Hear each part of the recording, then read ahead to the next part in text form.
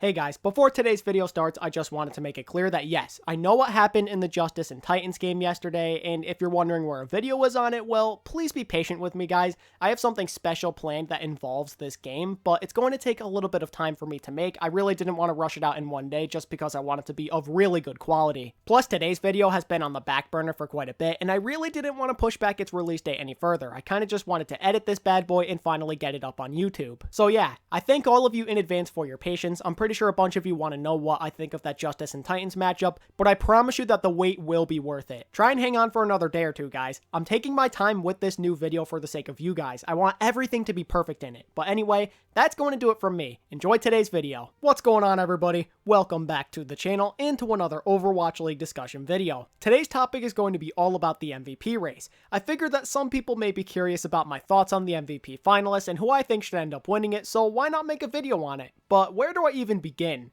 I guess the best way to start off would be to give an overview of the 5 finalists for this award. In case you've been living under a rock or been paying little attention to the league, it's important to note that the 5 finalists for the 2019 MVP award are Sinatraa, Guxue, Super, Twilight, and JJanu. If you're wondering why all of these players made it, then allow me to explain. According to an article on the Overwatch League's website, which I will leave a link to in the description by the way, the general managers from all 20 teams voted these 5 players in through a poll. So if you want to blame someone for a certain player not getting in, then I suppose you should direct it towards the GMs. Anyway, the article also mentions how voting is open to fans right now, so you can vote for who you want to win using hashtag OwlMVP on Twitter or through Twitch picks during live broadcast. Voting ends on the 25th of August, so vote as soon as you can before it's too late. Okay, before I get into my thoughts on the MVP finalists, I quickly wanted to bring up 3 players that I believe deserve to be in the race too. The first of which is Mono of the NYXL. It's interesting how the likes of Super and Guxue made it as finalists, but Mono, who in my opinion is even better than both of them, doesn't.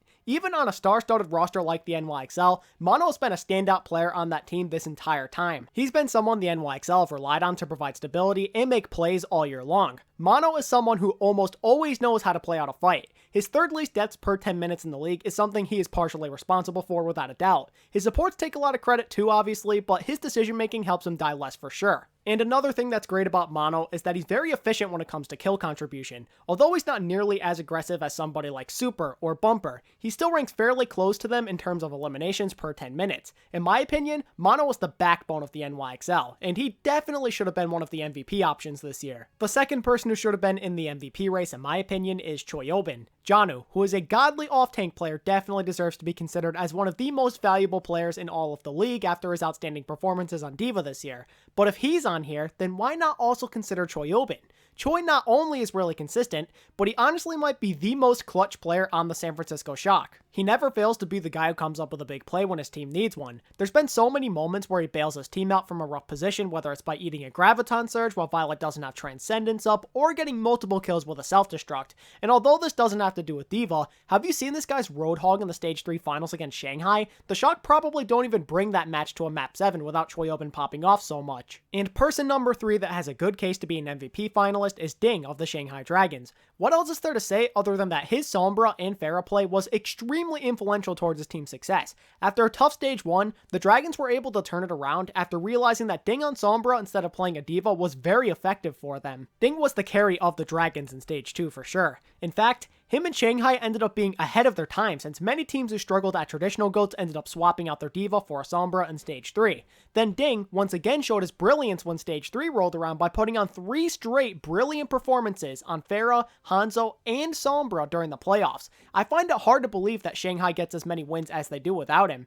Maybe they don't even make the Stage 3 finals for all we know. Ding is more than worthy of being considered the MVP of 2019. Okay, those are the 3 people I wanted to bring up who I believe should have been considered a possible MVP selection. There are a few other people I probably could have talked about, like Hoxel for his outstanding Brig and Genji play, and maybe even Void for having near identical stats compared to JJanu for an example. But I don't want this video being too long, so it's time for me to give a breakdown of what I think of each person who we could actually vote for. Eventually, I'll be eliminating the people who don't deserve to win the award as much as the others in my opinion, but let's first recognize the greatness and achievements of all 5 players. Let's begin with Sinatraa since he's currently in the lead for voting. I guess I should start off by saying that Sinatraa was arguably the most dominant Zarya in the league for all 3 stages that tank and support heavy compositions were allowed. You can say all you want that GOATS is dead now and that Sinatraa one-trick Zarya, but at the end of the day, having a good Zarya was crucial for about 3/4 of the season, and Sinatraa more than filled out that role for the Shock. In fact, Sinatraa was so good that Salmonsu was the only other Zarya in the league who was comparable to him.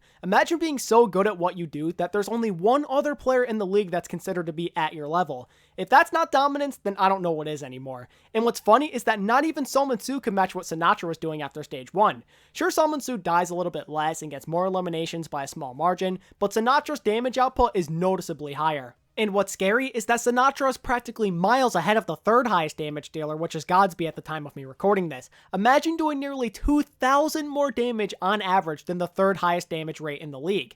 That is ridiculous. In my opinion, his bubble usage has also been one of the best in the league. Sinatraa has been on a different level this year. And yes, I know that some people have said that Sinatraa doesn't deserve to be considered the MVP since he'll be on the bench a lot more now, but I have to disagree with that argument. Yes, it is true that Sinatraa will be utilized far less now, but after seeing him play well against the Dynasty and Gladiators in the small amount of playtime he got, I think Sinatraa is proving his haters wrong. He definitely still can be of use to his team, even if Zarya is no longer a hero he's allowed to play. Sure, he's not good on snipers, but he's still exceptionally good at the flanker and dive heroes. Even if his DPS doesn't impress you, at the end of the day, GOATS was meta for a majority of this year, and throughout that entire time, Sinatraa was arguably the #1 Zarya player in the world. Without Sinatraa and his god tier Zarya play, there is no way the Shock go to 3 straight stage finals. He had far too great of an impact for me to think otherwise, which is exactly why I believe Sinatraa is a very deserving MVP option. Let's move on to Guxue now. So originally, when thinking about it, I thought that Guxue was not very deserving of being the MVP, and while I'm still not quite sure if he's the best option available, my mindset about the selection started to change the more I think about it. For me, there's 3 big things that Guxue has done to impress me this year. For one, his stats really jump out at you. Believe it or not, but he actually dies the least out of all main tanks in the Overwatch League. He's the only main tank player with less than 5 deaths per 10 minutes. And I'll be honest, I was a little surprised by this. Guxue definitely is not the most passive tank in the world, and with how the Spark were in stage 1 while Guxue was still improving on his ability to speak Korean, I thought his death rate would be higher for sure. The fact that he's put in so much work for the Spark this year while dying so little is eye-catching. The second thing I wanted to bring up that impresses me with Guxue is how nuts his Winston has been. I've talked about it here on the channel before, but Guxue's Winston is crazy. His IQ and incomparable mechanics on that hero allow for him to do so much for his team. When he's not doing all of it by himself by destroying his enemies using Primal Rage, he's usually creating a lot of space for a support line and DPS to pop off. The final thing that has really impressed me with Guxue has to do with the language barrier. Although he's Chinese, he has still found a way to mesh together well with his Korean teammates. I have to give props where it's due to Guxue for grinding out a new language, and it's not like he picked up a fairly easy language to learn, like English for an example. Learning how to even speak broken Korean is a really tough task. Yes, it's true that you still can pop off even if your team as a whole is struggling and you sometimes aren't on the same page because of a language barrier, but individual skill can only take you so far when you play this game at the highest level. Being on the same wavelength with your teammates is more important in my opinion. Meanwhile, Guxue has found a way to be successful at both the individual level and team level even though he has a major communication handicap. To me, that speaks volumes to the type of player he is. I can definitely understand why he was voted into the MVP conversation. Next up, we shall talk about Super since he's currently 3rd in the overall voting. So Super, kind of like with Guxue, has shown nothing but dominance after some early growing pains to start the year. And he's basically in the same spot as Sinatraa too if I'm going to be completely honest. Many people say that he's just a Rhine one trick, but to that, I say remember that Rhine and Zarya were crucial pieces of the meta for 3 out of 4 stages this year. Sure, Smurf's hero pool is more valuable right now, but Super was more useful than Smurf for a majority of the year. Anyway, Super's tank play has been nothing short of magnificent. I personally think that Super has been the #1 Reinhardt in the Overwatch League since around the beginning of Stage 2. During the GOATS meta, he was probably one of the biggest playmakers for the Shock. So it shouldn't come as much of a surprise to anybody that he averages the most damage per 10 minutes out of every main tank in the league as it currently stands. And if you think he dies a lot in exchange for being so aggressive, then think again. Only 4 main tanks in the Overwatch League die less than Super as of this video. All credit in the world goes to the rest of his team for keeping him alive and enabling him to go on these types of rampages, but I think credit has to go where it's due to Super as well. Some of the heroic plays he's made on that Reinhardt this year have been unreal. His Earth Shatters in particular stand out the most for me. He tends to be pretty efficient with his uses of that ability, but it's not just the shatters that have been really clean.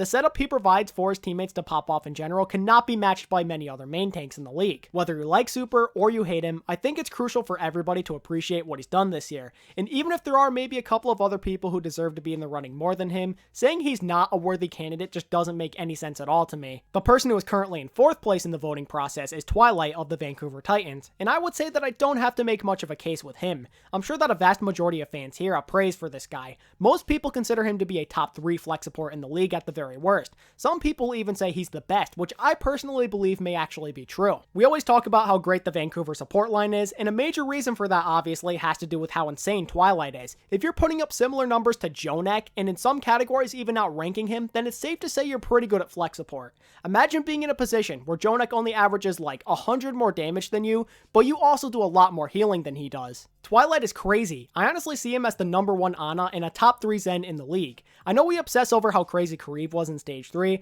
but Twilight has been dominating in that same way for pretty much the entire year. His cooldown usage on that hero is unbelievably amazing. Also, does anybody else remember that graphic from Captain Planet involving flex support players where Twilight and JJanu were like miles ahead of a majority of other flex supports in the league? I'll put it up on the screen right now for anybody who may have never seen it before. This article is a little old since it was made back in late May, but still, although these guys are support players, their final blows and damage per 10 during teamfights at this time was absurd. Imagine outputting 12,000 damage per 10 in teamfights while doing around 10 final blows. Twilight outputs ridiculous damage while efficiently healing up his team with some great uses of Transcendence and Masterful Ana play. I would have been surprised if Twilight didn't make the final 5 if I'm going to be honest. He's been so great. Alright, now we have the final option to choose from, which is none other than Twilight's teammate, JJanu. And I know I may have made it sound like JJanu wasn't super deserving to be in the conversation for MVP after comparing him to the likes of Void and Choyobin, but trust me when I say that I am actually extremely happy to see JJanu here. If you've been around since my Flex Tank tier list video, then you know what I think of him already. I know we talk about the support line a lot when it comes to Vancouver's best players, but it's a must to bring up JJanu as well to me. Sure, he isn't amazing at Zarya, let's say, but his diva, which is the hero he primarily plays, is one of the scariest things I've ever seen. JJanu is what I like to call a hidden workhorse. What I mean is that he excels at so many different responsibilities all at once, while not getting noticed as much as some of the other personalities on the Vancouver roster. There are very few off-tanks in this league who can do what JJanu does. The only ones who really come to mind for me are Choyobin, Fury, and Void. Imagine doing such a good job of protecting your teammates while you play on one of the most aggressive teams in the league while perfectly peeling for your backline at the same time. And in between all of that, he's found a way to be top 3 in eliminations per 10 minutes. He's also been very good at denying enemy ultimates and getting huge multi-kills with self-destruct. It's okay if you disagree with JJanu not being a deserving MVP candidate, but I personally have a deep appreciation for him, so I think it actually makes a lot of sense for him to be here. I believe he'll continue to prove his worth in Stage 4, even if he has to play a lot more Roadhog than Diva. My opinion on him still remains the same. JJanu is a top 3 off-tank in the world, and he enables his team to be successful so much more than people realize. So that's my case for every single person currently in the MVP race, but I'm sure that many of you want to know who I think deserves to win it. Let me start off by eliminating Guxue and Super. As impactful as these guys have been, I am someone who believes a prestigious accolade such as Most Valuable Player is one that should be given to someone who has played well for the entire year. Super and Guxue have been great, but there were moments where they struggled. I talked about how Guxue overcame a language barrier earlier, but before he did back around Stage 1, him and his team were an inconsistent mess, and so far in Stage 4, we've seen a bunch of the same. Super also struggled quite a bit at the start of the year. His stats were nowhere close to where they are right now, and he was a pretty average Reinhardt, I'd say. That's why that whole Super bad meme ended up being a thing. After eliminating those two, my options are now Sinatraa, Twilight, or JJanu, and I'd be happy if any of them ended up winning it. But if I was forced to pick one of them, then I would have to go with Sinatraa. Deciding on my MVP was really tough. I'm a huge fan of the way all 3 of these guys have played this year, but Sinatra's ridiculously good Zarya play trumps all for me. I don't think there's any way the Shock can make it this far without him. Kind of like with Super, whether you love him or you hate him, Sinatraa has gone to 3 straight stage finals at the end of the day, while consistently doing the most damage and charging Graviton surges faster than anybody else. Don't forget about his incredible bubble efficiency and little death rate too. Sinatraa has been one of the most impactful players in the league by far due to the consistent dominance he showcased on a game-to-game basis. Making this selection was not easy. I honestly wish I could pick more than one person. Believe me, if there was such a thing as co-MVPs, then this would have been a 3-way tie for me. But yeah, that's it. Those are my thoughts on the MVP race and who I think deserves to win it. Stay tuned for August 30th when the MVP award is presented to the winner. Well, that pretty much wraps everything up here, ladies and gentlemen. If you enjoyed this content today, then I would appreciate it if you could like and subscribe. And feel free to say who you believe should win MVP down in the comments section while you're at it. As always, thank you all so much for watching today's video, and until next time, this is ATP, signing out. Peace.